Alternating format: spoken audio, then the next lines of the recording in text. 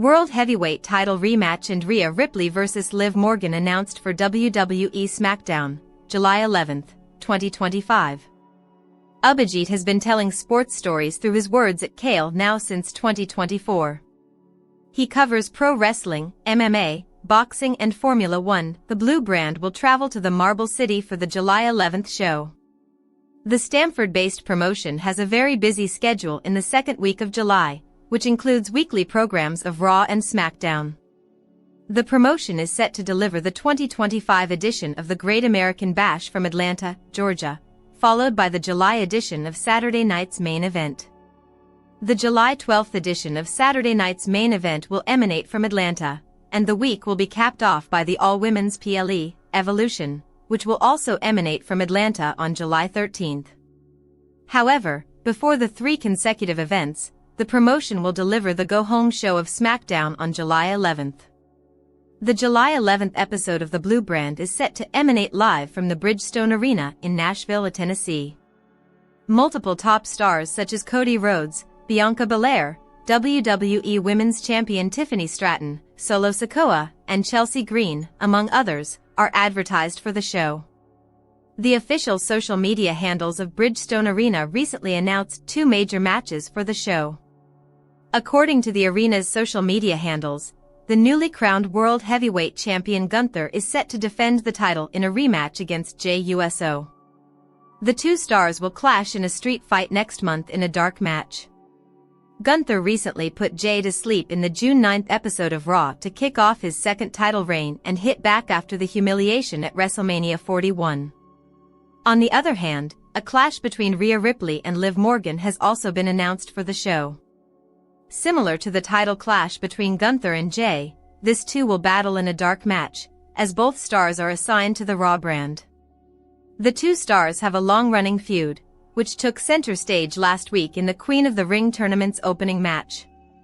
Dark matches announced for WWE SmackDown, July 11th. Gunther, C. vs. Jey Uso, World Heavyweight title match, street fight. Rhea Ripley vs. Liv Morgan. WNC match spotlight, Io Sky vs. Bianca Belair vs.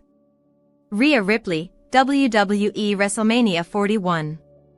Read more. https://www.wrestlinginc.com/1885198/win-match-spotlight-io-sky-vs-rhea-ripley- WWE-WrestleMania-41/ Welcome to the very first edition of WANC Match Spotlight, where we look at a single match in depth to determine its strengths, its weaknesses, and its place in wrestling history.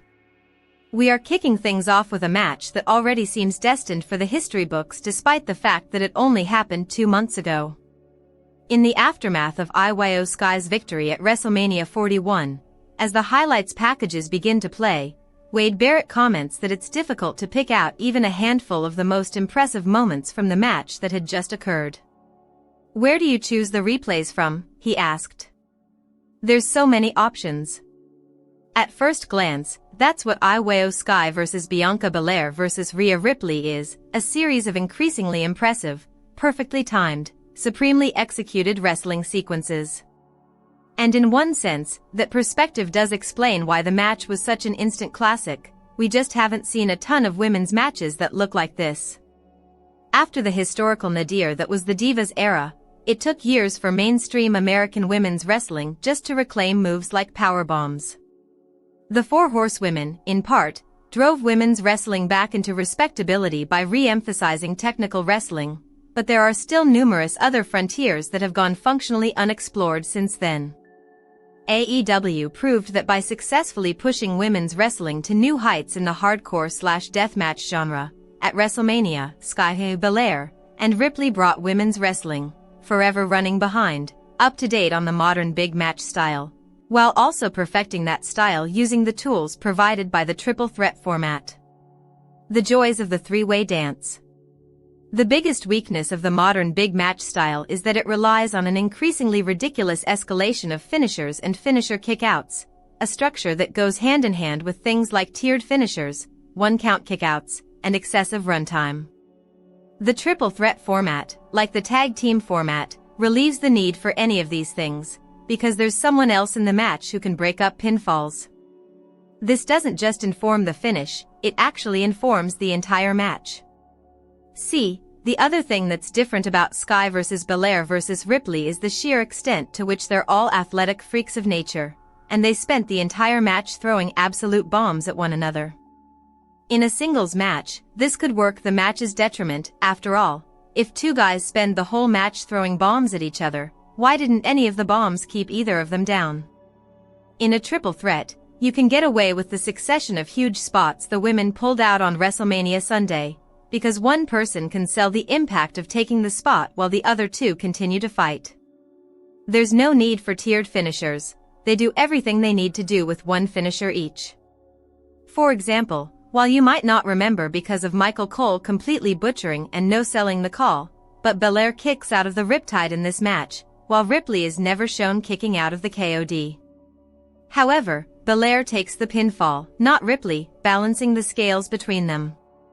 Choices like that allow everyone involved to stay protected without an endless succession of fighting spirit spots that strain believability more and more each time they're performed.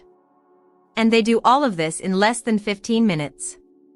In other words, they use the strength of the triple threat format and their own athletic prowess to deliver all the action of a 30-minute match in half the time, and at no point does it feel unbelievable or artificially extended. That's a massive accomplishment, a spot fest that feels like a marathon. Offhand, the only other woman who might be pushing wrestling in this direction in 2025 is Mercedes Moné, and that's not a coincidence. It could just be because it's still new, and thus not overplayed, for women's wrestling, but Sky vs. Belair vs. Ripley feels like the kind of match we'd never seen before. The main reason it actually works, however, has really nothing to do with athleticism. Despite all the amazing physical feats these three women performed, the best part of this match is the fact that it tells an extraordinarily clear story and follows through on the promise of the booking that led up to it. It helps that there's a metatextual thread running through the whole thing. Ever since it was teased at the notorious Raw after WrestleMania 39, Rhea Ripley vs. Bianca Belair had been a highly anticipated dream match, and after 2 years of delays, WrestleMania 41 finally seemed like the place to do it. The problem was that since the initial tease, many fans had started to drift away from Belair, who was stuck in the tag division for a borderline criminal amount of time, and gravitate toward her longtime rival, Sky, who was getting over the only way she knows how, great match after great match. To their credit, WWE folded this external context into the storyline, having Sky disrupt the planned WrestleMania match between Ripley and Belair by unexpectedly winning the belt from Ripley. From that point on, the story was that Ripley and Belair were focused on each other and overlooking Sky, and that idea informs the entire match, from its opening moments, Ripley and Belair facing off, ignoring Sky until she physically gets in their faces, to the final sequence, Belair finally hitting the match-winning KOD on Ripley, only for Sky to come flying out of the air with a moonsault and take the pin instead. The match returns to this theme over and over, but that last moonsault really is the most important part. Just as a concept, this match only works if Sky wins, and there were significant reasons to doubt that would happen, the most notable one being that she's Japanese. By winning at WrestleMania, Sky became the first Japanese star to win a main card WrestleMania match in 27 years, and the first female Japanese wrestler to win a WrestleMania match, period. Asuka is 0-5, in case you were wondering.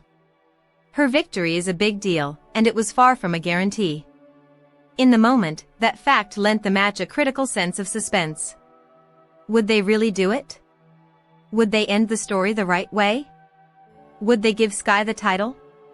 Now, looking back, it just makes the entire thing so incredibly satisfying. 15 minutes of damn near perfectly executed pro wrestling, built on the foundation of a clear story, with the right ending? 5 stars isn't even close to being enough. Rhea Ripley reunites with Damian Priest after WWE Smackdown, photos viral. The Punisher had a backstage confrontation with Jacob Fatu, making it clear that he still has his sights set on the United States Championship. WWE Superstar Rhea Ripley made a rare appearance on this week's episode of Friday Night SmackDown. With Money in the Bank just around the corner, the show served as the final build-up before the big event, where Ripley is set to compete in the high-stakes ladder match. WWE Superstar Ripley mentioned how much she misses her terror twin, hinting that their time together is rare these days, likely because they're now on different brands. Twitter. Her appearance on SmackDown also gave her a chance to reconnect with a close friend. Backstage, she reunited with Damian Priest. Their friendship is well known among fans, as the two have a long history together, not just as allies in the ring, but as former tag team partners and stablemates. Learn strategic marketing with AI from IIM Calcutta. Live sessions, tools and real case studies. Download brochure. After the show, Ripley shared a few photos of their backstage reunion on Instagram, calling the post heartfelt. This came shortly after Priest had posted a story of the two of them as well. Ripley mentioned how much she misses her terror twin, hinting that their time together is rare these days, likely because they're now on different brands.